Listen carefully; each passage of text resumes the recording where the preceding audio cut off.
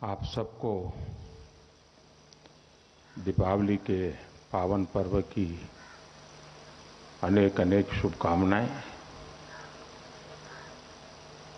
छठ का पर्व भी अब राष्ट्रीय पर्व बन गया है तो वो और खुशी की बात है। और मैं देख रहा हूं कि पहले कुछ राज्यों के पर्व ज्यादातर वहीं तक सीमित रहते थे, लेकिन इलेक्ट्रॉनिक मीडिया की दुनिया का जैसे जैसे प्रभाव बढ़ा है उसका एक बात नजर आ रही है। जैसे नवरात्रि तो मैं देख रहा हूं वो ग्लोबल हो गई है, दुर्गा पूजा तो ग्लोबल हो गई है, इवन काइट फ्लाइंग तो एक अच्छा संकेत है। छठ पूजा भी मैं देख रहा हूं कि हिंदुस्तान के हर कोने में उसका महात्मा है। ये ठीक है कि उसके मूलभूत तत्वों की चर्चा बहुत कम होती है, क्योंकि उसमें सबसे बड़ा संदेश ये है कि कहा तो जाता है कि मनुष्य का स्वभाव है उगते सूरज की पूजा करना, लेकिन छठ पूजा वो उत्सव है जो डूबते सूरज की पूजा करना भी सिखाता है, और ये जीवन के लिए बहुत बड़ा संदेश है उसमें। तो इन सभी त्योहारों की मेरी तरफ से आप सबको बहुत बहुत शुभकामनाएं हैं। बहुत कठिन समय से दुनिया गुजरी।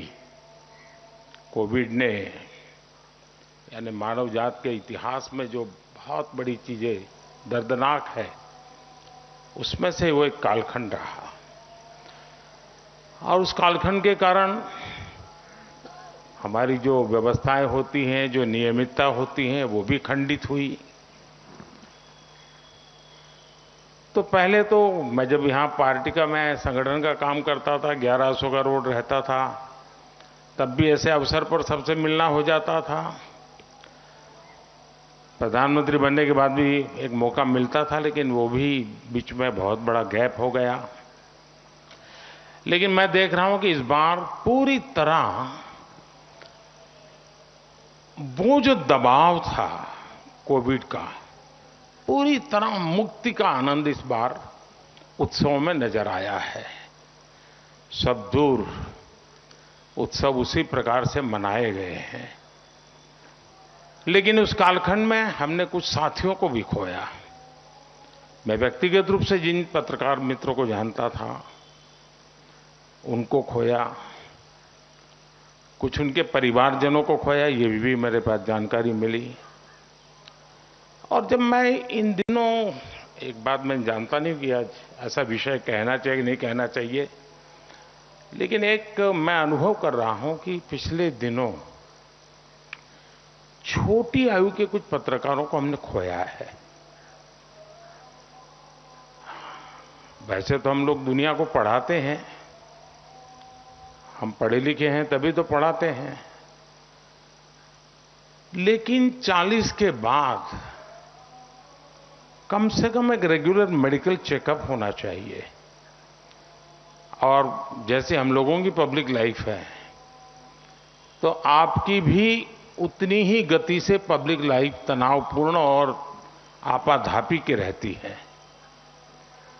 हम कोई ऐसी व्यवस्था विकसित कर सकते हैं कि जिसमें मेडिकल चेकअप के लिए सरकार भी कोई व्यवस्था करे, आपके बिजनेस हाउसेज हैं वो भी कुछ व्यवस्था करें, लेकिन 40 के बाद हमारे फील्ड के जितने भी साथी हैं, उनके परिवारजन भी हैं, हम एक रेगुलर मेडिकल चेकअप का, क्योंकि मैं सचमुच में बहुत हैरान हूं कि 40-50 की आयु के लोग हमने खो दिए।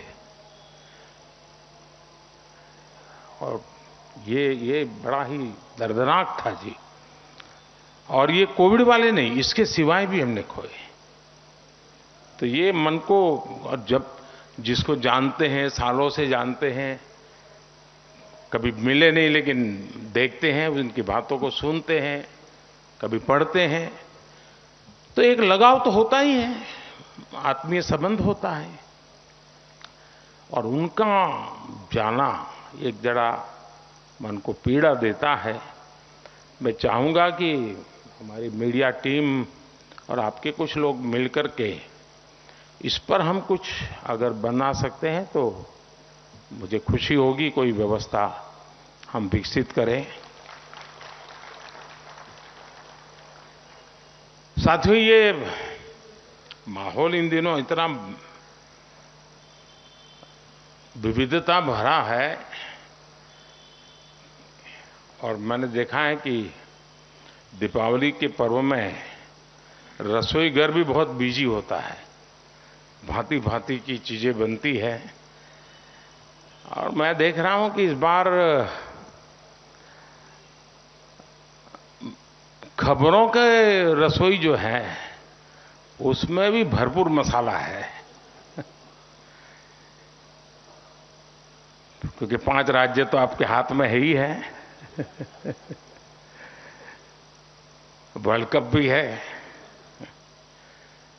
और आप में से कुछ लोगों को संकट की घड़ी में भी जाना पड़ा है, रिपोर्टिंग के लिए युद्ध भूमि में जाना पड़ा है। तो मसाला भरपूर है जी, लेकिन उस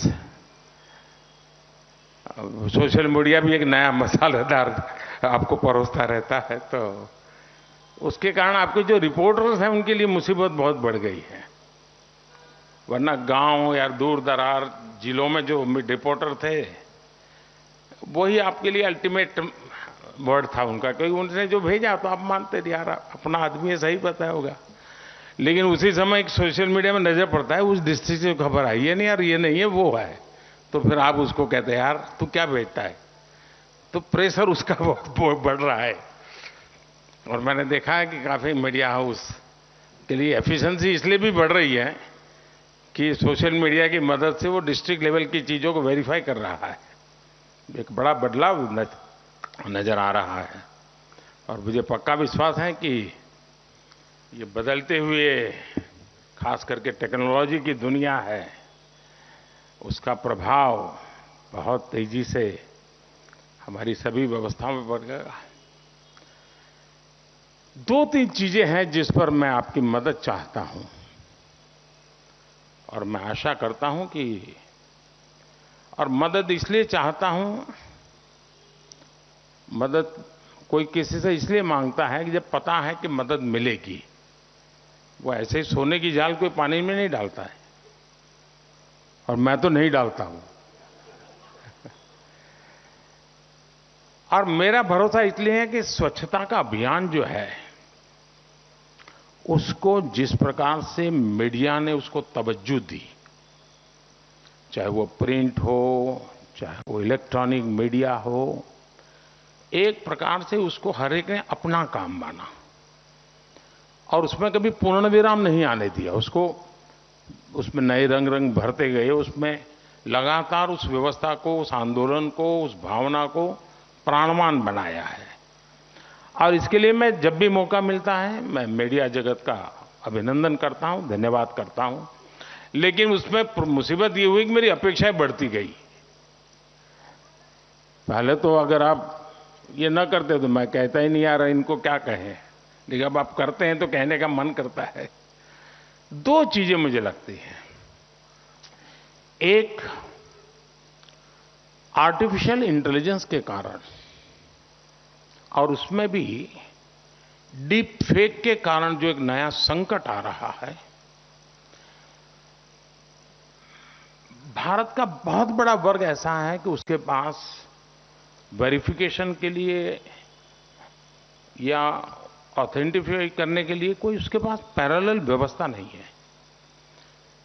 और बाय एंड लार्ज आजादी की लड़ाई से लेकर के भारत में जिस भी चीजें से मीडिया शब्द जुड़ता है उसकी एक इज्जत है। जैसे कोई भी व्यक्ति हो, गिरे हुए कपड़े हैं तो हमारे यहां एक स्वाभाविक उसके विरासत में इज्जत मिल जाती है उसको, वैसा मीडिया को भी है, एक विरासत का लाभ उसको मिलता है। और उसके कारण डीप फेक हो तो भी वो भरोसा कर लेता है यार ऐसे थोड़ा आया होगा, कुछ तो होगा। और ये बहुत बड़े संकट की तरफ जाएगा समाज में, और शायद वो असंतोष की आग भी बहुत तेजी से फैला सकता है समाज जीवन की व्यवस्थाओं को। और ये बहुत मुश्किल काम होता है जी, बहुत मुश्किल काम होता है। मान लीजिए कहीं कोई एक गलत चीज ने कुछ नई समस्या पैदा कर दी, अगर सरकार को वहां पहुंचना है तो डिस्टेंस भी तो मैटर करता है। अब आपको तो डिस्टेंस, समय मैटर ही नहीं करता है, तुरंत पहुंच जाता है। अगर लोगों को एजुकेट कर सकते हैं हम हमारे कार्यक्रमों के द्वारा कि आखिर है क्या, आर्टिफिशियल इंटेलिजेंस कैसे काम कर रहा है, डीप फेक क्या कर सकता है और कितना बड़ा संकट पैदा कर सकता है, और उसमें जो चाहे वो बना सकते हैं जी। मैंने अभी एक वीडियो देखा जिसमें मैं गरबे गा रहा हूं और मैं खुद भी देख रहा क्या बढ़िया बना है जबकि मैं स्कूल एज के बाद कभी मौका नहीं मिला मुझे। मैं स्कूल में बहुत अच्छा खेलता था, गरबे बहुत ही अच्छा खेलता था, लेकिन बाद में कभी मौका नहीं मिला। लेकिन अभी जैसे आज ही बनाया हुआ ऐसा वीडियो, ये आर्टिफिशियल इंटेलिजेंस की ताकत है कि उसने बना के रख दिया है और चल रहा है, और जो मुझे प्यार करते हैं वो भी इसको फॉरवर्ड कर रहे हैं मैं औरों का उदाहरण देना नहीं चाहता हूं, इसलिए मैंने दिया नहीं, मैंने अपना ही दिया। लेकिन एक चिंता का विषय है जी, हम आर्टिफिशियल इंटेलिजेंस, हम जैसी सोसाइटी जो विविधताओं से भरी है, जब पहले मूवी आते थे एक आध कहावत उस मूवी में आ जाए, आती थी चली जाती रही। आज एक आध कहावत आ जाए तो पूरी मूवी चलना बंद हो जाए, मुश्किल हो जाता है कि तुमने उस समाज का अपमान किया, वो किया, ढिकना किया। वो उसने अरबों खरबों करोड़ों रुपया कुछ भी खर्च किया, वो कोई पूछने वाला नहीं है, तुम जवाब दो तुमने क्या किया, ये हाल है। ऐसे में आप इस शास्त्र को तो समझाने से तो कोई लाभ बहुत ज्यादा नहीं है, लेकिन उसके प्रभाव क्या हो रहे हैं उदाहरणों के साथ, तो कोई भी, वैसे मुझे जब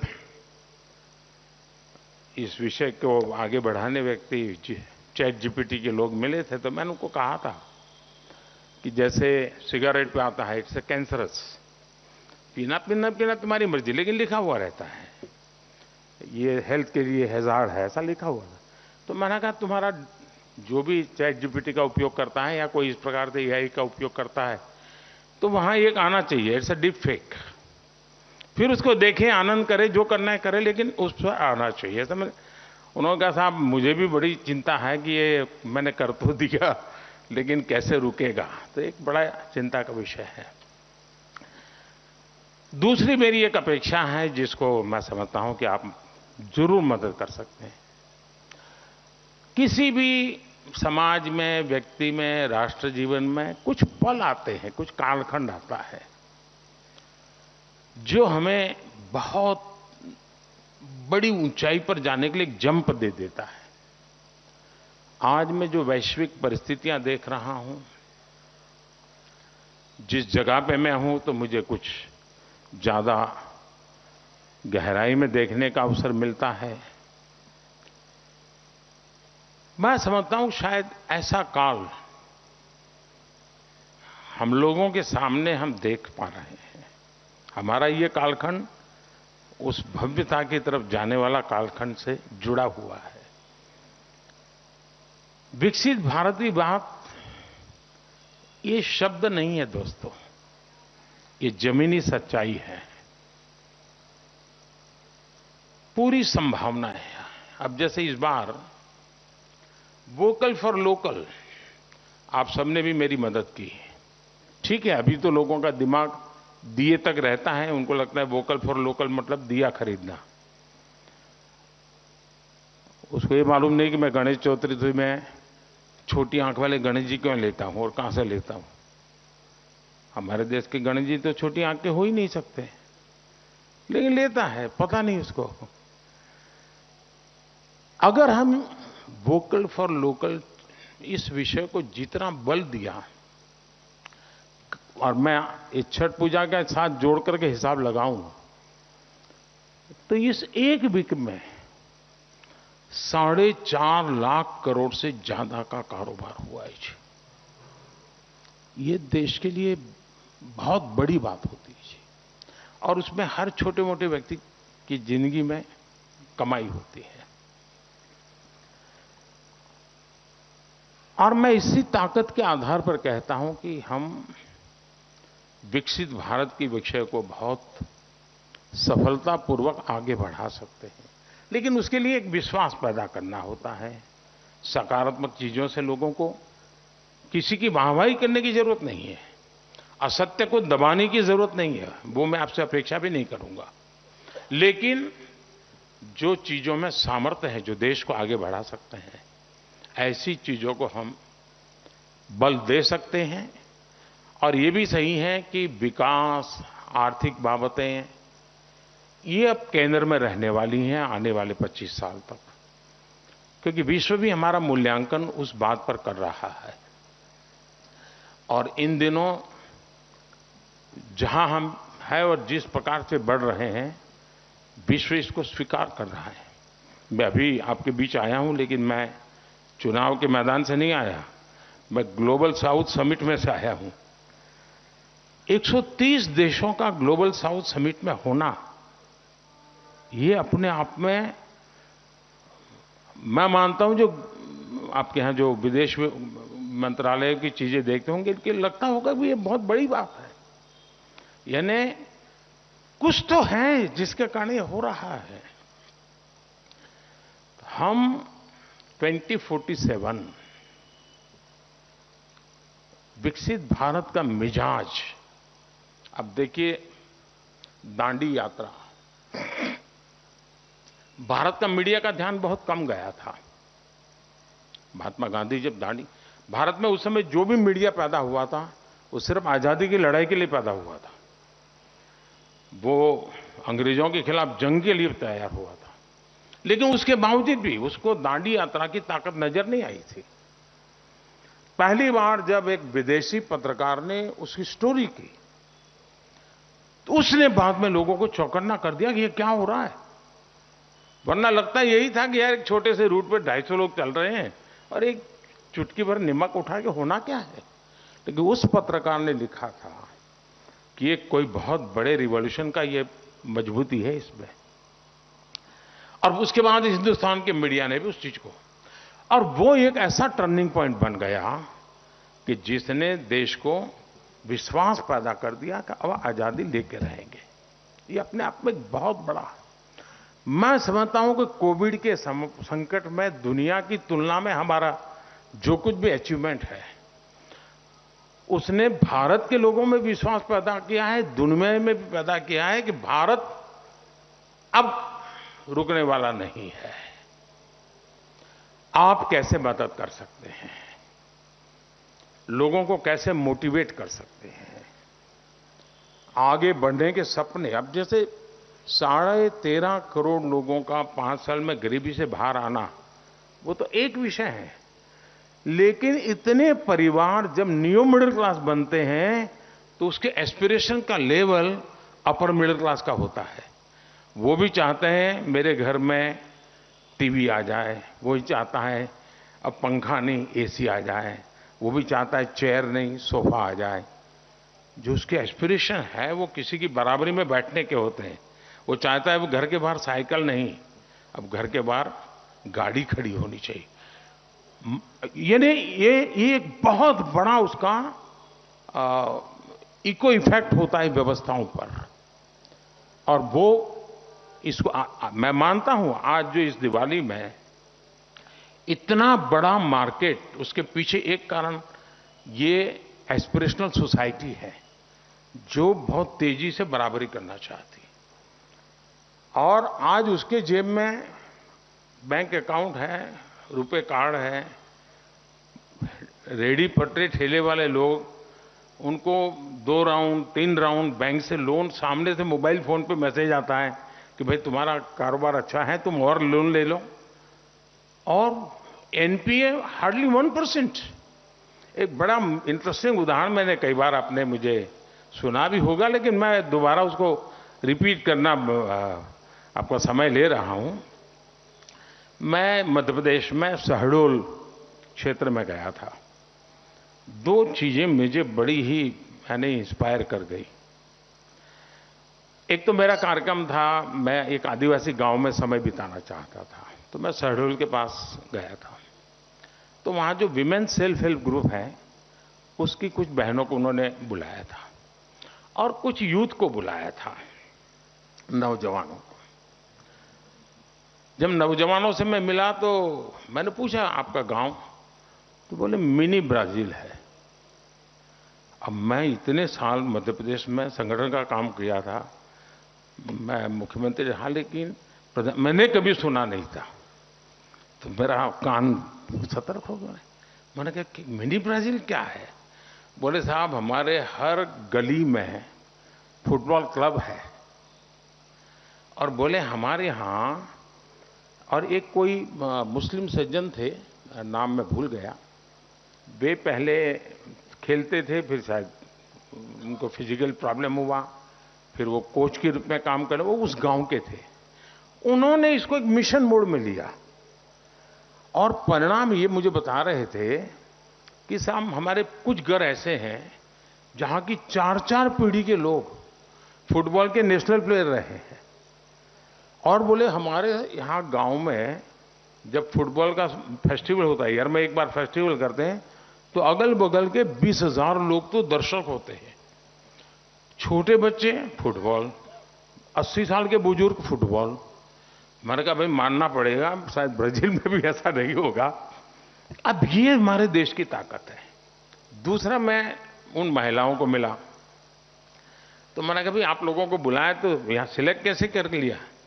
तो बोले हमें बताया गया कि जो लखपति हैं वो आ सकते हैं। मैंने कहा ये क्या है? तो बोले हमारा जो विमेन सेल्फ हेल्प ग्रुप है, हम किसी में 11 बहनें हैं, किसी में 13 हैं, और हम सभी लोग साल में 1 लाख से ज़्यादा कमाने वाली बहनें हैं।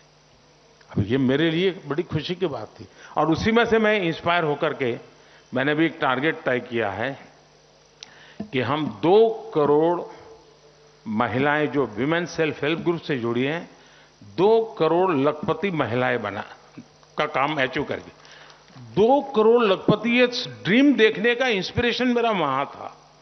तो मैं, और अच्छा ये सारे लोग कोई 5वीं 8वीं 9वीं पढ़े हुए थे, कोई ज्यादा पढ़े नहीं थे। तो मैंने एक बहन से पूछा, मैंने कहा बहन इतने पैसे कमा रहे हो तो क्या कर रहे हो? तो उसने कहा गहने खरीदे। मुझे था शायद पहला जवाब तो यही आएगा, और वो स्वाभाविक है, कोई मैं महिलाओं को अन्याय नहीं कर रहा हूं, लेकिन स्वाभाविक था क्योंकि उसको सुरक्षा दिखती है उसमें। जीवन की सुरक्षा का वो एक साधन है उसके लिए, वो मौत का साधन नहीं है। हमारी ये गलत सोच है। उसको लगता है कि मेरे जीवन में संकट के समय ये काम आने वाला है, तो ये सोशल सिक्योरिटी है हमारे यहाँ। तो उसने मुझे कहा हमें गहने खरीदना है, मुझे कुछ मैंने गहने लिए हैं। फिर एक दूसरी महिला ने हाथ ऊपर किया। मैंने कहा आपने क्या किया?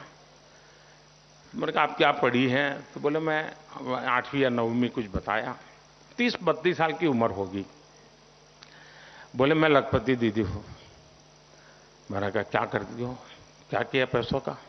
बोले मेरे पति मजदूरी करते हैं और वो साइकिल पे जाते हैं, तो मैंने उनके लिए स्कूटी खरीदी और उनको गिफ्ट की। एक आदिवासी महिला मुझे कह रही है कि मेरे पति मजदूरी करने के लिए साइकिल पे जाते हैं, मैंने उनके लिए स्कूटी खरीदी।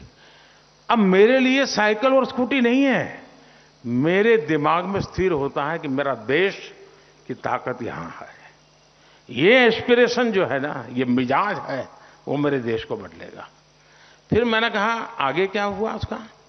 बोले फिर मुझे किसी ने बताया कि हमको अब बैंक से लोन मिल सकता है, क्योंकि हम एक लखपति हैं, 2 साल से मैं इतना कमाती हूं। तो बोले मैं बैंक वालों से मिली।